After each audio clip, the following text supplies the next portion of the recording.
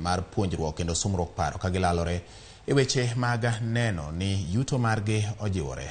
Lendo mag nyakalondo kaachiel kod jokanyo mamoko moting'o jogo matiyo sekta mar lupo kod joma timo pith mar rech oyuoro mar mondo ng'e ni to gin yore mage ma inyalo ti godo mar jiwo yuto margi kod midhiero ma samoro gisebedo ka gikalo e mwinjo bed ni imedo kwa apisa ma ochung' ne weche mag lupo kod weche mag ohala e piny owacho mondo oket okenge mong'ith mabiro jiwo dongruok kod yuto mag jolupo. Kod tudore kod jafwambo marwa Millicent Adhiambo ma osebedo ka nitiere wath ma ogal kendo odwani koro gisano nyiso ni to lalruok gi puonjruok mosebedo chakre ni chenro ni chakre okinyi osechopo kanye. Jolupo gi jogo matiyo e sekta mar lupo kaachiel kod johala wacho ni gin midhiero mage ma samoro gisebedo ka gikaloe mag bende ginyiso nyakalondo mar Ramogi mondo omed kete maino e jiwo jotich kata jotelo mochung' ne weche mag lupo kod mamoko mar neno ni okete tim okenge mong'ith mabiro jiwo yuto margi. Millicent, thuolo koro en mari mondo ilernwa ni to nyasi ma kawuono ma nyakalondo mar Ramogi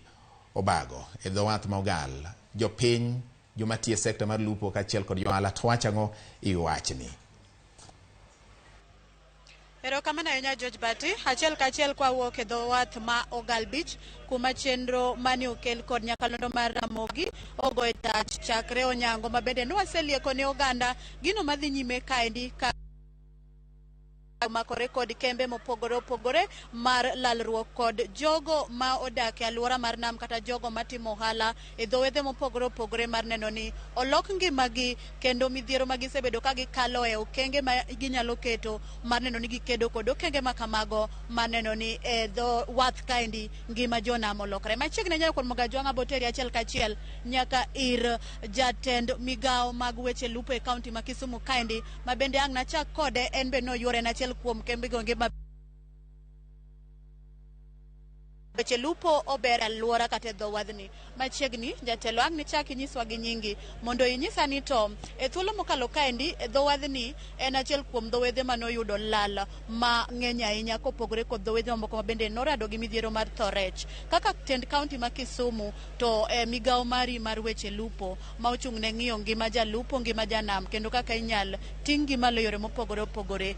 Bende sani uketo okenge mar neno ni janam kanam kata jalno manie ohala mar weche rech ma ipidho e cages bro bedo kod okumba mar thieth koso ka ok mano ok otimore kamano uchano timang'o ne jolupo mabende nikech ok wang'eyo gima bro timore kata e higani nikech mano midhiero matimore higa mokalo to jolony be wacho ni lokruok e bwo nam Lolwe en gino matimore ga kendo noare chon. Machiegni Erokamano, nyinga en Susan Adhiambo, an acting director mar Fisheries e county ma Kisumu. Ogal Beach noyudo lal kaka beaches mamoko bende noyudo lal e Kisumu county to after that kaka county government ne wakushon ne watemo konyo joma nolal mondo chak ohala kendo mane county government ochiwo fingerlings kata nyithi rech gi chiemb rech manomiyo jolupo mondo chaki kaka ginyalo chako pidho rech. Kisumu ne nitiere jo cage farmers no yuago ni capacity building ne gionge lony maber mar pidho rech.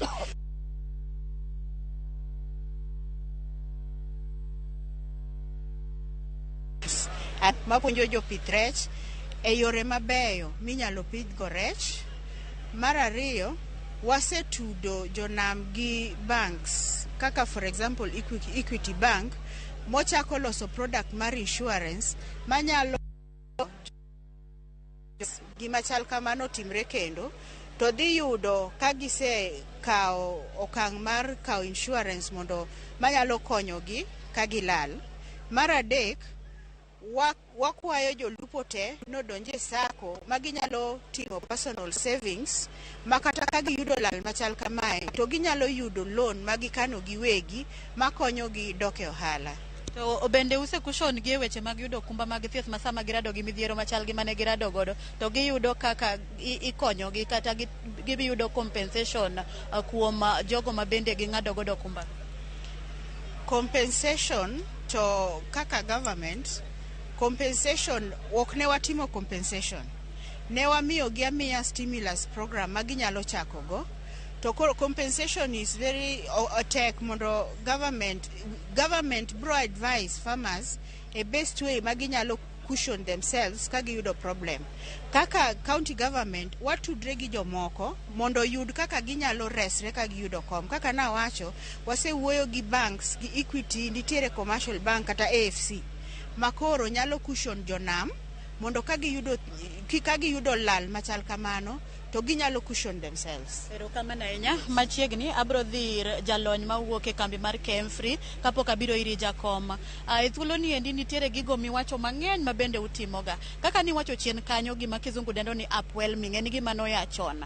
To kaka jolony mabende timo nonro e nam, bende nitiere chenro ma useketo kata ang'o mupango timo mar miyo jopiny obed kod ng'eyo kotenore kod weche mag lokruok e bwo nam lolwe, nikech chal ka gima mar to rech ni endi ne ojuko jopidh rech to ne gionge kod rieko moro amora ni gima kachalo kamano en gima nitie kendo en gima noya chon. Erokamano ahinya. Gi nyinga iluonga ni Patrick Otuo Wanguche kendo jatim nonro matiyo Kenya Marine and Fisheries Research Institute makae awuelo Director Freshwater System iluongo Dr. Christopher Aura. Kachako gi wacho gima Kemfree watimo. Kemfree wanigi thuolo mar timo nonro e pige te, to adwa wacho ni wan wagolo reports mitiyogo gi dhano mondo oyud konyruok makata kaka iwacho ka wuoye gimiluongo ni upwelling ma en nger. Mago ne gik matimore ma wang'eyo ni gin gik matimore, to ka wachenjo wawacho niya wayudo ni nitie gimiluongo ni water quality, kendo Kenya Marine timo water quality regularly. Magie sani wadwani kata wamed technology watigi drone mondo wang'e kaka jopiny no wacho, mondo ging'e sama kata muya marach ma nyalo nego rech lokore to gibed ka ging'eyo. Koro awacho ni upwelling no en gima natural, nger no en gima natural, ma ka dhano oweyo timo gik maricho ma gitimo kadhi e nam pollution, kaka nenda wacho chien kanyo nitie point sources gi non point sources mamoko gina wan wawegi wawito takataka madhi e nam. Mana kaka jomoko be owacho nitie kembe moko be mabe ok dwa bedo ginene, but gie sani to sama watimo nitie gima iluongo ni dilution. Pi mana men pi mang'eny ma samoro inwang'o ka gik maricho godhi e nam to nam temo losre kende. Jopiny akwayo ni mondo gimomiyo pod wayudo report ni onge sum marach e nam kata ken ka waendelea timo gik ma watimogo to bro bedo marach mbele kae. Koro akwayo niya mondo wati gi reports ma Kemfree golo mondo walu yo makare monego bed ni warito go nam. To mogik antie gimoro mwaluongo ni sustainable iluongo ni SAWA project, sustainable use in water areas. Kama kawane pi ok en rech kende ema ne pi. Rech wachamo rech, nitie joma tiyo gi pigni kaka transportation, nitie joma tiyo gi pi e sporting, to nitie kiluwa mopogore opogore ma jolupo wabe tiyogo. Watemo ng'isogi ni onego bed ni kilupo tilupo mok ichand nyawadu, nikech nitie kiluwa moko maricho manyalo golo nyaka mag jomoko. To moro kendo moro maduong' mogik dwa na wachi gima Kemfree timo, kaka Joramogi Radio gi Joramogi TV owachonwa ni mae nambwa mwanduwa. Watimoga assessments moko magolonwa ni to nambwa ni nyalo miwa ang'o sadi. Gie sani wan go omena gi mbuta to gi ngege mager rech ma wayudo e nam kae. To wayudo ni wase value gi ma wanyalo ka watiyo maber to wanyalo yudo 30 billion. Mano pesa manyalo konyowa kaka oganda luo monego wakaw weche nam very serious. To moso omena en 50%. Kik wachauro omena be en rech, kendo omena no miwa omega 3, to omena no wachame te kendo eno nyalo konyowa molo rech mamoko. Erokamano. Kamano nyama moko ang' nwatwake seche moko. Abro tero achiel kachiel ira achiel kuom jalendo marwa mabende no wuotho kae ndi kod jatendgi ma en VOJ Victor Tieno Juma, mano iluongo ni Adori Nyaroku, mabende kelo ne oganda chenro mar kwe e ber budho machiegni. Inyalo nyisowa ni kawuono ichopo ka adhi makoni uchopo kae ndi gi ber mage, tang'o ma ugeto mondo mi kuya kae seche mang' chenro ni orumo to jopiny kata jogo manie alwora mar namni owach ni Joramogi nolimo wato bang' ka gia waneno lokruok mae kod ma. Erokamano ahinya Millicenta. Mokwongo en duoko erokamano ahinya ne Ramogi FM kachiel kanyo kod Ramogi TV. Wasebedo kanyo kod chenro mopogore opogore mabende wapuonjo ga godo ji. Ang'eyo ni ka to oganda luo manitiere kaka mana mawinjo kata mana maneno e Ramogi TV bo ng'eyo puonj mane wakelo negi. Kaka ing'eni en riwruok mar Ramogi FM kachiel kanyo kod Ramogi TV, kachiel kanyo kod Kemfree mabende timo nonro mar nam, kachiel kanyo kod county government ma Kisumo mabende department ma fisheries. Nochopo ka e yo makare ahinya, watimo puonje yo makare kendo wang'iso jopiny kaka en gima ber ahinya e keto ler kinde duto ne aluora manie nam. Tadwa ni mondo mi awach ni wachopo Gal Beach kawuono, to kendo wabodhi nyime e dhi e beaches mamoko kaka nyakalondo mar Ramogi FM under Royal Media Services gi Ramogi TV, kendo wabo puonjre kanyakla gi jopiny. Erokamano ahinya. Erokamano ahinya. Machiegni jakom iwacho ni budho ok nyal rumo ka weg budho ni kokele piny jopiny weg budho. Ada chako gi jakom kastang na wuo gi japiny achiel mondo ginyiswa ni to e budho mokel kaedi kata puonj e yo kaka ginyalo ritore kaka jogo mawuok e alwora mar nam. Puonj mage magikwanyo to giwinjo nade odiochieng' ma kawuono ni chalo kodgi nade. Machiegni chori mana gi ka. Erokamano gi nyinga ni luonga ni Moses Oyiro Wino, ane jakom mar Gal Beach Management Unit. Odiochieng' ma kawuono wamor ahinya kaka jo Gal Beach to gi jogo modak e alwora mar nam Lolwe kaluwore gi chenro kata puonj mokelwa gi jo Royal Media ma Ramogi TV kod Ramogi Radio. Omiyo wamor ahinya awan gi jo sirikal wetewa mag jo fisheries to gi jo matimo nonro e weche mag nam. Wan kaka jogo mwalupo wayudo puonjruok maber kendo wang'eyo ni kuom puonjruok mwayudo kaka wanyalo pidho rewa, kaka wanyalo keto cageswa, kaka wanyalo rito nam mondo miwa yuto makare e kinde mabiro. Miwa gone Ramogi TV erokamano kuom biro kaachiel gi Ramogi Radio mondo puonjre kodwa gi department mag sirikal mantie momiyo wachopo kawuono ma wayudo puonjruok machal kama. Erokamano ahinya. Kaka jakombe nitie okenge ma iseketo makare mar tudori kod sirikal neno ni dhowedhe ma itelo negi olokore kendo yudo ber kata ongore kaka owinjore. Nitie chenro mwaseketo gi jatenda ma en county director mar fisheries mar yo manade mwanyalo rito godo nam. Kendo wan gi meeting manyo wasechako saga marwa nikech wanwang'o ni kaka wan jolupo wasebedo kwaonge gi saga no waseketo in place kendo dhi mbele in the near future wabro bedo maber kabisa.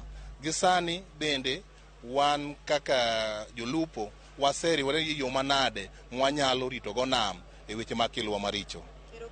Mana katieko mana mapiyo piyo abro tero ne Dani mondi nyisa ni chopo kaka wuono wach mane mi iya godo biro Ramogi Radio ka gi Ramogi TV mondo los kod puonju chalo nade beda wawa mako ni ngena mana kacha chagi nyingi ngena malo kata nyinga en Silpo Bembokiro. Ago erokamano ne Ramogi TV mokelo nwa puonj maber marito dho wath gi kelo maber. Nyasaye mondo med gwedhogi, Nyasaye mondo med ting'o gi malo nikech mano ema nyiso wa ni gin kodwa kanyachiel. Kendo gima otimoni biro bedo rapar e ngima wa duto nikech puonj makama ok osebedo. To wago erokamano moloyo ne Ramogi TV osekonyo kuonde mang'eny ahinya. Kendo ang'e ni puonjno biro dhi kod jowa maber. Nyasaye gwedhu. Erokamano ahinya. Mana kamano George Bati winjo ka jopiny mor ka giwacho ni en lokruok ma gigeno neno nikech puonj ma kamaendi pok ne ochopo negi e alwora ma dho wath ma Ogal kaendi. Wageno loso kod jopiny mamoko mondo gin be wa lemo malimbe makawuono onyago e alwora ma dho wath ma Ogal kaendi. Ka kamano taduoko ni studio mondo idhi nyime kod kelo weche mamedo tucho e mesa Amerika weche mar wang' jowi mar Ramogi TV. George Batian kuom gi sechegi. Erokamano nya Millicent Adhiambo kuom report manimba kowuok e gwenge mag Kisumo Gal Beach kata dho wath ma Ogal kama bende puonj kaachiel kod lalruok gi sumruok paro dhi nyime ka bede migepe mopogore opogore mag piny owacho mar county kaachiel kod piny owacho mamalo ma otendo gi